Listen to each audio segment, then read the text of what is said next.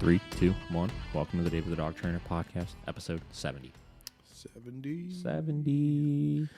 Well, today we had a fun episode planned for you guys. Yeah. We had I believe his name is Gage from Pawfessor, Goxley, Effin' Dog Dude. He's gone by a million different names before.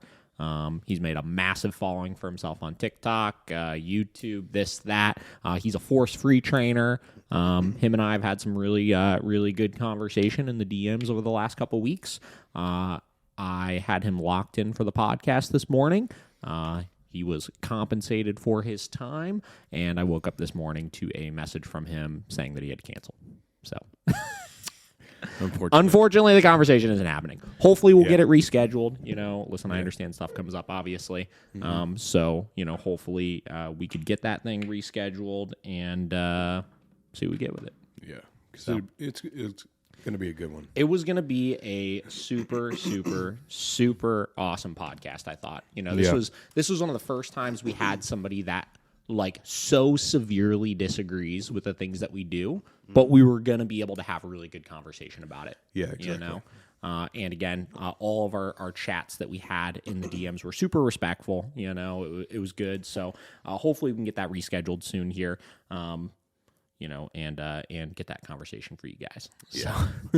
So, so we're switching gears today. It's the way the cookie crumbles, I suppose. Yep. So what we're going to do today is, and we're also starting a little bit later. He's on the West Coast, so we thought, obviously to accommodate for time and stuff. Mm-hmm. So today's going to be a little bit shorter of an episode. It'll probably be about an hour or so.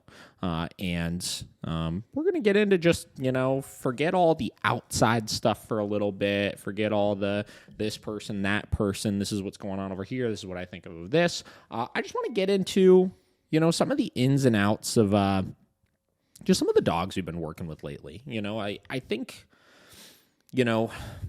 we experience so many different situations and so many different scenarios with dogs, and we don't spend that much time talking about those individual cases here on the podcast. So I want to get into some of the more memorable dogs we've worked with recently, and dogs that I think there have been very important lessons that either clients have learned or we've learned or you guys can learn just through us discussing some of the ups and the downs and the hurdles and this and that of some of that kind of stuff. Mm-hmm.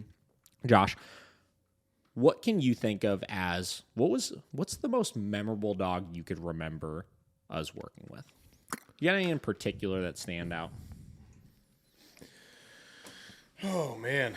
I gotta go. Question. Yeah, I gotta go way back for me though. You gotta dig in, I honestly think that Rottweiler, the one that the video it just keeps blowing up. We did the Killian, yeah. I feel like he had one of the best transformations. Mm-hmm. I don't know, just overall, because I remember how strong-willed he was, mm-hmm. and how awful it was to take him even down the street. You know? Another one would be Mochi for me. Mochi, man. Yeah. Conquering the what do you call it? The Shiba Scream. The Shiba Scream. Yeah. And I remember because he was really, really just fearful about anything and everything. Mm-hmm. And it was breaking down so many barriers and walls for that little dog. Yeah. Mm-hmm. I think those two are the ones that really stand out. What was that other? There was a German Shepherd too. I don't think it was Rocky. Murphy.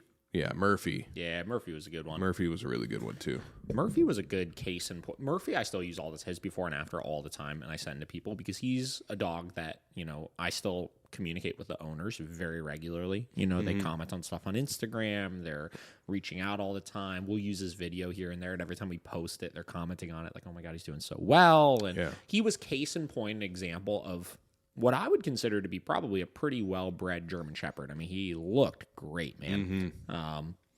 He was extremely, just kind of everything you would think that the breed would be, you know. But unfortunately, with people that didn't fully understand him well enough, you know? Yeah. And as we went through the process of helping them understand some of those aggressive displays he was showing and the big outbursts and this and that, I think that really, really, really helped to show them more of what they needed to be for him, you know? And I have a couple of dogs written down here as far as ones that we've worked with recently that kind of stand out to me as far as dogs in a similar boat, right? We can get really hung up in dog training sometimes. That dog training is just this thing that we take and we put it on the dog, right? And then we make the dog a trained dog, right? And yes, there is a communication system we need to teach to the dog, right? Yeah. There is, different cues. There is the ability to tell the dog yes and no. Like there's foundational steps, their leash understanding, their e-collar understanding. There's foundational steps we need to establish with the dog so that we know they understand what those things are, right? At that point, dog training is a relationship of understanding between dog and human. You know what I mean? Yeah. And it's, there's no right or wrong way, in my opinion, to take that communication we've established and implement it into the dog's day-to-day. But the dog has to really, truly feel like that connection, right? Excuse me. And that communication system is understood from both parties.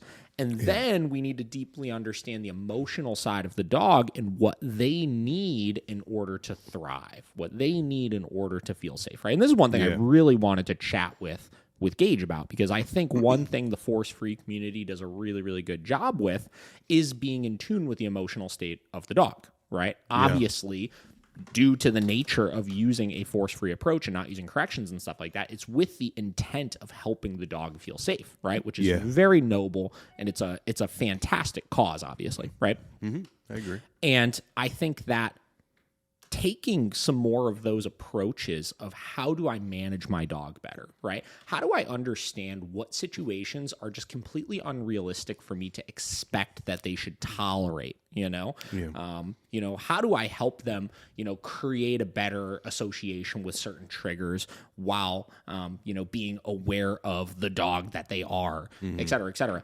I think balancing all of that kind of stuff out with the balanced approach to training that we have to help manage the dog a little bit more effectively really is the magic solution for a lot of this kind of stuff, right? And in Murphy's case, right, he was a strong-willed German Shepherd that was very, very skeptical of new people, and because we didn't understand him well enough and we had unrealistic expectations as far as what he should have needed to tolerate going into social situations and new places and stuff, he was put in a situation where he didn't feel like that connection was there. You know what I mean? He didn't feel like we could communicate with him very effectively. He didn't feel like he can communicate with us very effectively. And he definitely didn't feel like we were going to have his back around all of these different triggers. So he just started over time shifting into this extremely aggressive state of mind, right? And as we implemented structure, as we implemented boundaries and rules and limitations and stuff for him, and as we helped him enjoy the training process and show the owners really what a dog like that needs socially in order to thrive, we saw his behavior improve, right? And that's why he's been able to do so well at home. And again, I've talked to them numerous times where it's like, are you ever going to take a dog like that and make it so that you don't have to do anything with them and you can just have people come in and out of your house whenever you please and you don't have to worry about anything and this and that? Like, no, right? But that's okay, because as long as you understand how to keep him successful with those situations and you understand how to increase his threshold to different types of social encounters, you're going to be able to play the long game of improving on his behaviors. Yeah. Right? For sure. So let's start getting into some of these here, right? So a lot of this was kind of sparked with yesterday. I went and I did a in-home lesson with a client, right?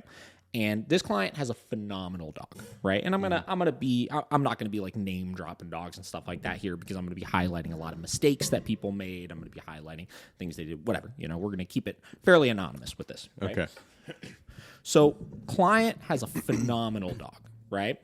Young, energetic, a power breed. It's like a Mastiff Corso mix, basically, right? Really, really, really good dog, right? They ran into a very, very unfortunate situation with him recently, right? So they were out of town a couple of weeks ago, right? And the client So this is a dog that I had advised, right? It's probably a good idea just to board him at a boarding kennel, right? The dog is not what I would consider to be an aggressive dog, right? He's not out trying to bite people and attack people and this and that, right? But he's a pushy dog. He's a strong dog, and his owners have phenomenal control over him, and they've never had any problems with him before, right? But that's because of, again, that relationship they have with him, right? They have a good relationship with him where they have guests come over and this and that. He knows he can't push people around, and he knows what's expected of him, and he knows dad's going to keep him in check if he, acts up or anything like that. Whatever, right? So they, understandably so, I understand why a lot of people like this. They have kind of the mentality of, well, we don't want to board him because we don't want him to sit in a kennel, and, he should be able to just be home and like being at home and this and that, right? Yeah. So they have a pet sitter they've been working with forever, right? And, listen, it's not as bad as obviously it could have been, whatever. So they had a pet sitter, right? She was watching them. They have 2 dogs. They have like an older dog, and they have this dog, right? And whatever, things were fine. They went over the process of this is how you handle him, right? This is, to let him out, to feed him, this, that. And again, I want to triple clarify. This dog has not really had an issue with people before. He's just a big, strong, pushy dog, right? That could throw his weight around. I think he's like 120 pounds or something like that. He's big. Right? He's a big dude. Yeah. So whatever. They're like 2 days into it. They get a call from her. Dog bit her, right? They were, she was letting him in from outside. It was, rainy or something like that. And she's wiping their paws off. And she goes down, and I guess he's like squirming around. And she grabs the towel and tries to grab his paw with it. And he turns around and he just nails her, right?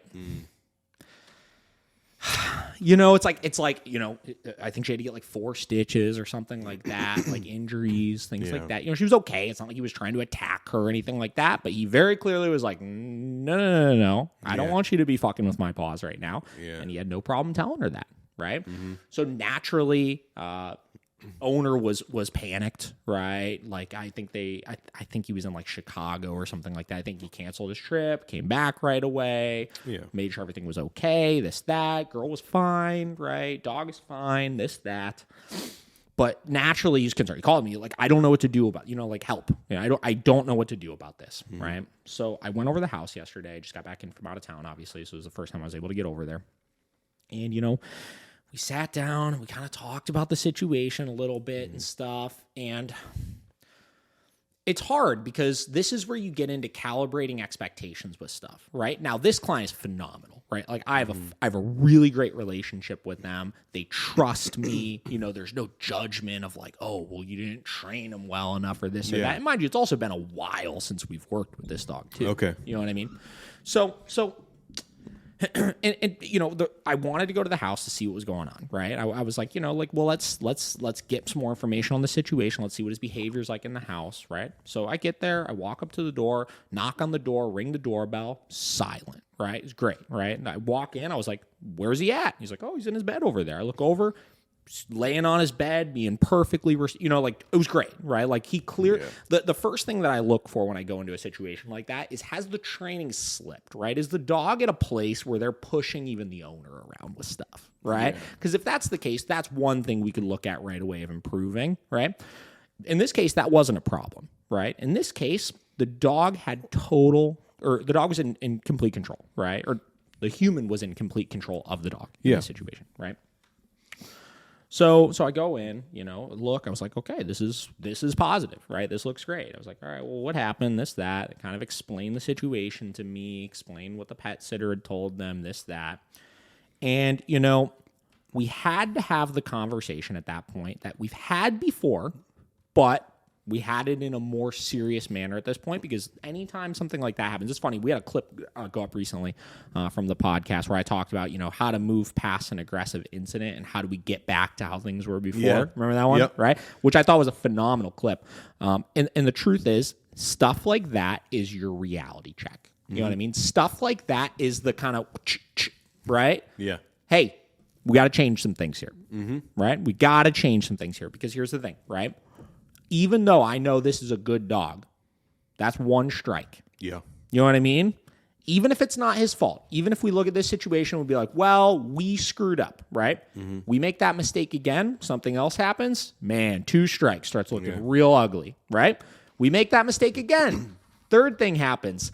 That's typically at the point where most people are like, all right, Yep. euthanization. Yeah. Right? And it's unfortunate because a lot of these dogs, again, they're misunderstood, and that's why stuff like this is happening, right?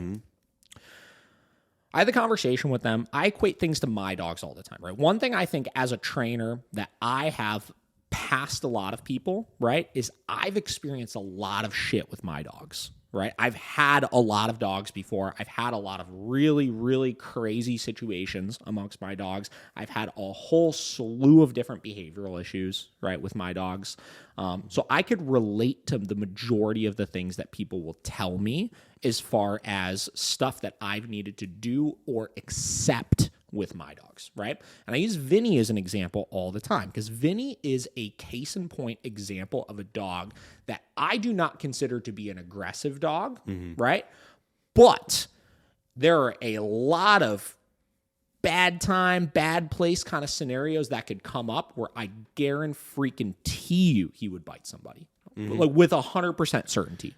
Yeah. Right. And again, he's not an aggressive dog from the standpoint of like he's going to try to like fuck you up, right? Or go after you or this or that. Yeah. But he's the kind of dog and has the temperament where if push comes to shove, he's going to let you know that he doesn't like something. Right. Yeah. Now, I have a really good relationship with Vinny, obviously, right? I've owned him for 8 years now or so, right? Like him and we've been through it all. You know what I mean? Like I've seen the ups, I've seen the downs. Yeah. We have a very mutually respectful relationship of each other where I understand what he needs, right? I understand what his limitations are, and he understands that some things do not fly if I'm around. Yeah. Right? But because that is ingrained in his temperament, that is in his DNA as far as he is a pushy, strong, confident-willed dog, right? I know that if I'm not present, I always can run the risk of him taking that responsibility into his own hands if he doesn't like something, right? I know I need to control the environment around him to keep him safe and happy, right?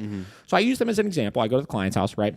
And I ask him about the scenario. I was like, listen, I always start the stuff off by saying, I'm not justifying the behavior, right? In the end of the day, I don't want dogs biting people, right? No. Obviously. Yeah. Right? I don't think dogs should be biting people, right? Under any circumstances. But it is a twofold equation when it comes to those types of things, right? It's a twofold equation of me holding the dog accountable for their behavior and me holding myself accountable to keep them successful, right?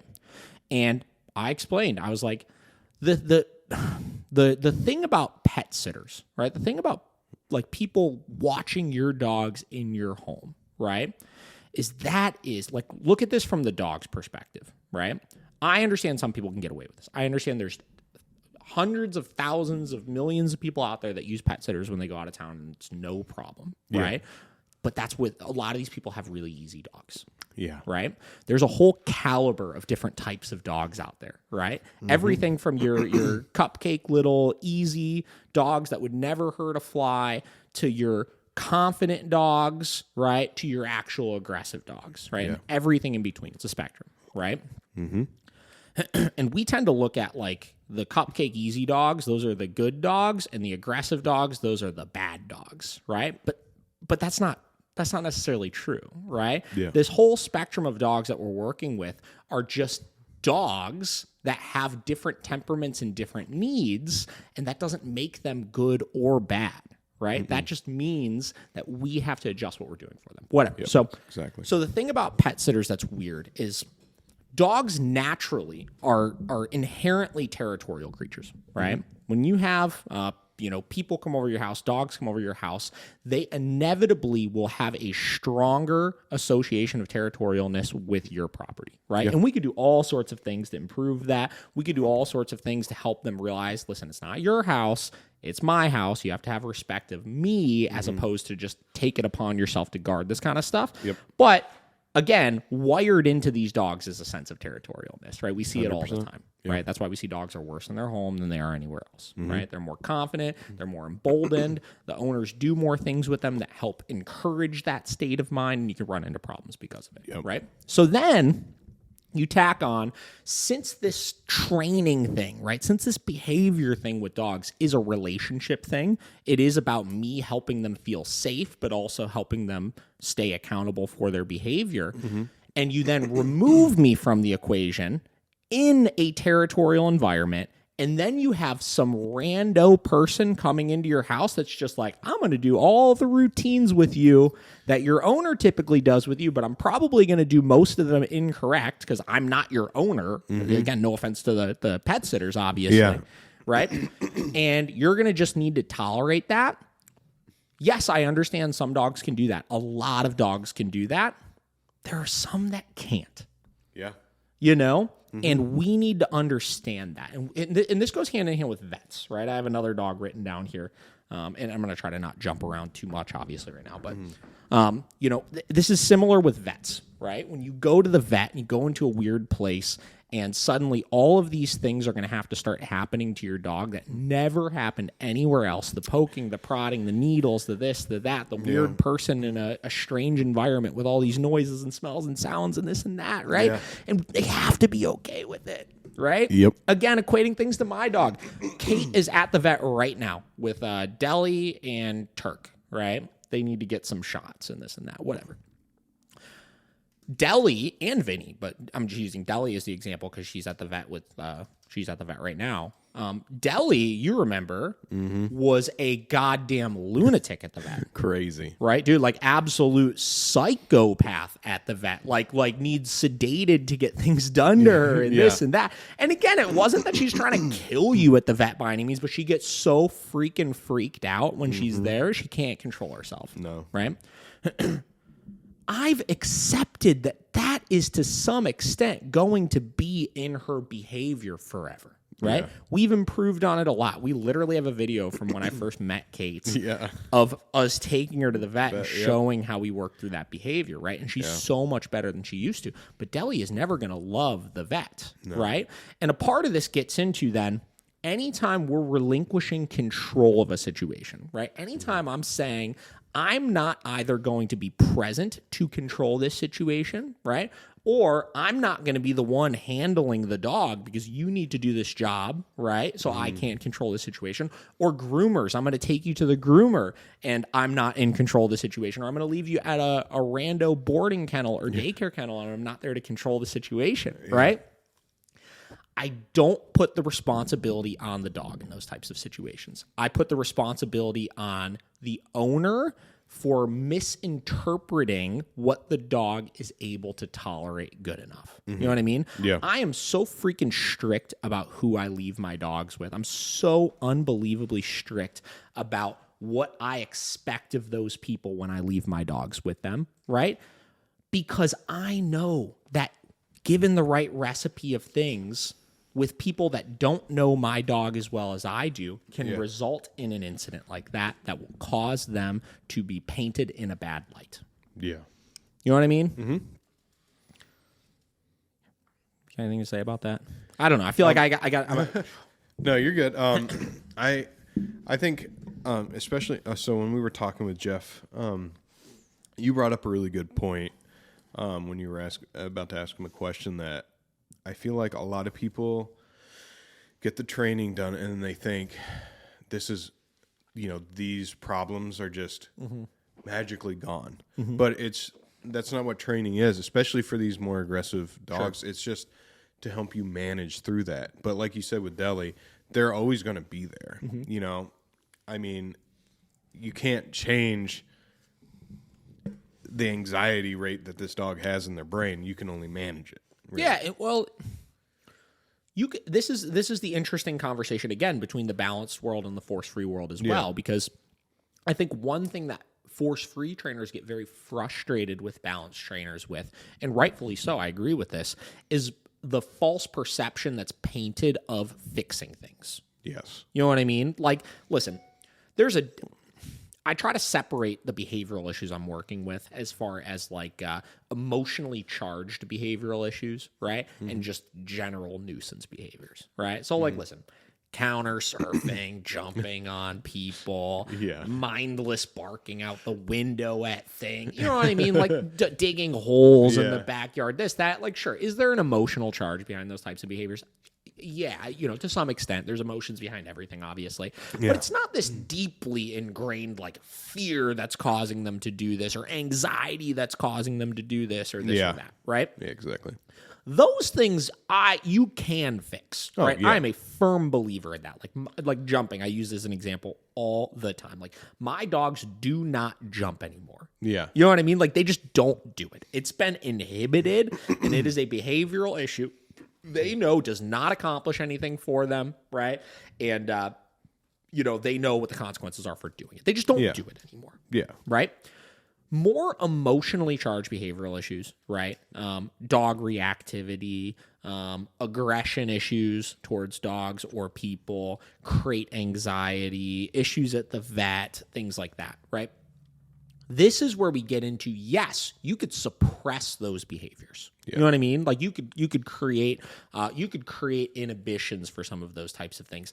But that initial inhibition that you create does not. That's one part of the equation, right? This is Jeff was talking about where he was discussing stopping unwanted behaviors, and a lot of people give him flack because they only see part one of the equation, right?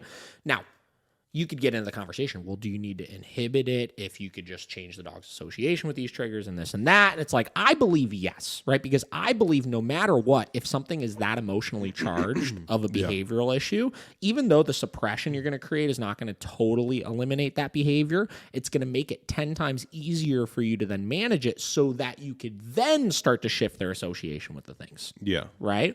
So I don't even know where I was going with that as far as the idea of fixing behaviors, right? Yeah.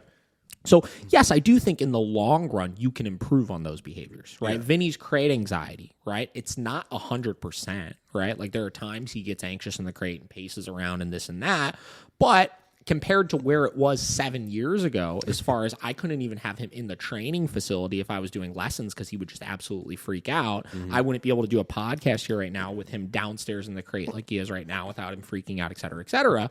I've played the long game of starting to shift his association with that crate over time. But the only reason why I was able to do that and have it be like not totally detrimental to the things I needed to do is because I was able to create slight suppressions in his behavior, right? Whether it's the spinning in the crate, the excessive barking in the crate, things like that. I've been able to suppress those behaviors enough so that he could start the process then of creating a better association of being in the crate. Yeah. You know what I mean? So go ahead. No, I was going to say, it's, I guess I didn't want to word it like, oh, you can't fix it. No, I get it. Yeah. But it's like, it's one of those, like, we're giving you this platform basically to, like you said, over years that you can use to suppress these things where, may never go away, but the window that they will happen just gets smaller and smaller, to the point where it pretty much doesn't happen. But you do always have to be mindful, like keep with your routines or whatever you do to negate that, because if you don't, it could always come back. But, I don't know. Yeah, no, that's a great point. Dogs, like when you look at behavioral issues that dogs have and you look at things that they're capable of, right? Yeah. The capability is always there. Yes. Right? So, like, yes, you could create, let's say we create an inhibition for jumping, right? Like, we'll use something really basic like that, right? I could stop the jumping, right? I could create an inhibition where the dog controls that impulse well enough where it's not a problem anymore, right? But the capability of jumping is still always there. The dog is still capable of doing that thing. Yeah. Right? Exactly. Let's take aggression then. Let's take a more extreme version of it, right? I could take a dog that's biting people, right? And I could inhibit that behavioral issue pretty darn well, right? I could inhibit that behavioral issue and show the owner how to socialize them, where they're being safe about everything, and improve the dog's threshold to things and make the dog like people more, and et cetera, et cetera, et cetera, et cetera, et cetera. But even if I've had 5 years of success with the dog not biting anybody, the capability of the dog to bite somebody given the right circumstances will always be there. Yeah. Right? And that's a very, very, very important thing for people to realize when we're dealing with dogs that have aggression issues. Yeah. Right? Because here's the thing, right? I think a lot of people, when they're dealing with dogs that have issues with biting, right? And again, we're spinning all over the place right now. I'm not necessarily talking about the client. Because the client, getting back to that and closing that one out for a second here, that client just needed to have the conversation with me of, this is some realistic expectations of what this dog needs in order to thrive, right? Yeah. This dog, if you are not going to be in control of the situation, you need to have 100% trust in the person that you're leaving the dog with to groom them, to do vetting with them, to watch them, that they are going to know all of the things they're going to need to do in order to keep that dog successful, to make sure you don't run into a problem, right? That really was the dilemma. It wasn't a training thing. Originally in their mind, it was, what further training do we need to do to get past this? It was this is how you need to keep your dog successful and safe better conversation. Yes. Right? And then in addition to that, further elaborating on the process of making sure, this is how we improve on the dog's tolerance to things like having their paws wiped and this and that, et cetera, et cetera, et cetera. Right? So that was one thing. And that's why I wanted to discuss that one, is because this is a conversation I have with people very regularly where they have an incident with the dog. I would say probably around 85 to 90% of the time, if somebody calls me and says, hey, my dog bit a person. Hey, my dog bit another dog. Hey, I had this major behavioral issue and whatever, any number of kind of big, serious problems like that. 85 to 90% of the time, we could look at it as, this was something that could have very, very easily been prevented if you understood your dog's needs better. Yeah. Right? And I want people out there, whether it's trainers and how they're educating their clients, or whether it's owners who have dogs, to be much more aware and mindful of that. Yeah. Is that a lot of the time, we could do all the training in the world with these dogs, but if we're not living with them appropriately and understanding them well enough, you still can run into problems. Yeah. And I definitely don't fault them, because no. It's an education thing. Right? Yeah, that's all it is. Yeah. But I'm saying, I could, you put yourself in that situation and you think you're still doing the right thing, because you get this dog, so you bring them over, you go through everything, and you think, and that's what they did. They spent, I think he said he spent an hour with this pet sitter with the dog, right? Yeah. Of this is his routine and stuff like that. The thing is, you can't predict what's going to happen when you're not there. Exactly. Right? Mm-hmm. So, and going back to that situation in Texas or whatever with the pet sitter that got completely disfigured, that was a conversation we had yesterday as well when I went to the house. Yeah. I don't think that the owners of those dogs had any inclination that their dogs would have been capable of doing that either. And listen, No idea. It sounds like there was a lot more red flags out there that they should have been more aware of it, obviously, in that case. For sure. But I think a lot of people just don't realize the capabilities of their dogs, right? And I think people need to take some of that stuff a little bit more seriously sometimes. Yeah, for sure. So, and again, in this person's case, this was their first reality check. This is the first time they've ever seen anything like this out of the dog, right? First time ever. He's a young dog. He's about a year old, just probably going through maturity and stuff like that. So, again, quick reality check. This is how we make sure this doesn't happen again. Yeah. Where were we going with that? What else were we talking about? I wanted to close that out, and then I had something to say about what you said. I can't remember what the fuck it was. I don't know. Man, I feel like I had something good with it, too. Yeah. What were we talking about? Because you didn't want to equate it to this person. Yeah. I didn't want to equate it to this person. Fuck. All right, well, this is what happens. I can't remember everything all the time. I'm sure I'll think about it in a second here. Yeah. Or you'll text me later tonight. Yeah. Damn it. Bummer. Okay, so whatever. So this is kind of the prep. I want people to be more aware of the capabilities of their dogs, right? And the fact that these are still animals, right? Animals are capable of things that we could never, ever imagine, Yeah. So whatever. So that was one case we ran into recently. Man, I had something to roll on with that too. I can't flip and remember what it was. All right, we figured it out. Jumping all over the place too much here. Okay, so what I was getting ready to say is, this goes back to then, conversations I have with people a lot via phone call when they call me when they have dogs that have behavioral issues, right? Obviously, in this industry, we specialize in working with behavioral modification, right? We specialize in working with dogs that have aggression issues, anxiety issues, this, that, right?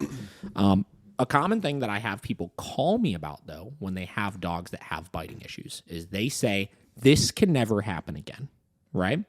And listen, I agree with you, right? 100%. We can't allow this behavior to happen again, and we have to be of the mindset of we're going to do whatever we need to do to make sure this happens again. The problem is a lot of the people that say this can never happen again are implying that 100% of the responsibility needs to be on the dog and or the trainer to make sure it doesn't happen again. Yes. Right? We need to take this training, or this trainer needs to take this training and put it on this dog. That's going to essentially be the invisibility cloak of not biting people, right? Invisibility cloak. Yeah. And you're going to put it on the dog, and the dog's going to come home, and then suddenly again, the dog's never going to bite anybody again, right? And I 100% of the time, again, I don't judge initially on it, right? Because I think a lot of people, again, lack of education, they don't understand how training works, right? They think it's as simple as that, which, listen, hell yeah, if it did work that way, yeah, if I could pay somebody and be like, bro, make sure my dog doesn't fucking bite anybody, I'd be doing that all day long too. I'm with you on that, right? But it's my job to then educate the people on then making sure they understand how the capability will always be there, right? If your dog is biting people, right, you can do all the training in the world. And yes, it is possible to make sure it doesn't happen again. Yeah. But the potential of it happening again, given the right circumstances, will always be there, right? And listen, there may be trainers out there that disagree with me on that. I think that is the cold, hard truth about a lot of this kind of stuff, is that the capability will always be there, right? And so I always then spend the time having the conversation with them of, this is what it's going to look like to ensure this doesn't happen again, right? Yes, there's going to be things we could do with the dog to help improve the relationship, to help shift the way they feel in your presence so they don't feel like they should be doing those types of behaviors, right? To improve their tolerance to some of their triggers that they had in the past, right? But then we talk about safety protocols that owners may need to implement forever with the dog to make sure that they're staying safe about things. We talk about situations that they'll never be able to put the dog in to make sure stuff like this doesn't happen again. Things like if you have dog aggression issues, going to the dog park, you're never going to be able to go to the dog park again. Nope. Right? People that have dogs that are biting people, right? You're never going to be able to take your dog to Christmas dinner again. No. Right? You're never going to be able to have your dog out at your kid's 6th birthday party in the backyard with kids running around screaming. And I'm making broad generalizations at this point. Yeah. Obviously, every dog is a little bit different as far as what that may look like. But I'll explain to people, in your individual situation, this is likely going to be a reality. And are you okay with that? And listen, what I say 100% of the time is, it's okay if you're not. It is. I say all day long, people don't sign up for owning dogs that are biting people, right? Yeah. Most people would not go to the shelter and be like, that one bites people. I want it. Yeah. You know? Not at all. What did Jeff say? You know, having a dog that bites people is really fun. Yeah. It's really fun. I really like it when he does that, right? I get it, right? I completely understand. But you need to decide that, right? And you need to understand the responsibility that will be on you for the remainder of owning this dog in order to keep them safe and successful with things. Yeah. Yeah, it's all, everything that we do is to give you as much chance to have the highest amount of preventability of anything happening. Of course. You know? It's like, if you follow these steps, and like you said, like the dog park or the 6-year-old birthday party, like, you're just setting yourself up for success by knowing that this is not a good thing for my dog to be at, you know? And if you don't have them there, you won't have a problem. That's just it, right? And again, it's a lot of people misconstrue when I have that conversation with them. Oh, I'm taking away all of the things that we should be able to do with our dogs, right? These things aren't rights, right? No. You're not entitled to have your dog at all these different places, right? Your dog does not need to do all of these things to have a really good life, right? Again, Vinny, I don't take him to any of that kind of stuff. I don't do any of those types of things with him. But guess what? I got a whole slew of things that I can do with him that fulfill him way more than that, that most owners out there could never dream of being able to do with their dogs. Oh, yeah, for sure. You know what I mean? And if you could shift your mentality from these things are what provide my dog and myself happiness to these things are really what fulfill their needs and help them feel, important and safe and comfortable and enriched and fulfilled and all that kind of stuff, then you could be successful with those kinds of things. Yeah. But you got to have that conversation with yourself when you're working with this kind of stuff as far as, can you accept that? Yeah. I keep thinking about it, and it's going to sound really terrible, but it's like, at the end of the day, when you're thinking about, oh, should I bring my dog to this? I should be able to do this. Like, are you thinking about that in the interest of your dog, or are you just being selfish for yourself? Sure. Which is true. And again, listen, this is not intended to be owner bashing by any means. No, I'm not. Right? Because this is an education thing, right? Yeah. That's all this is, right?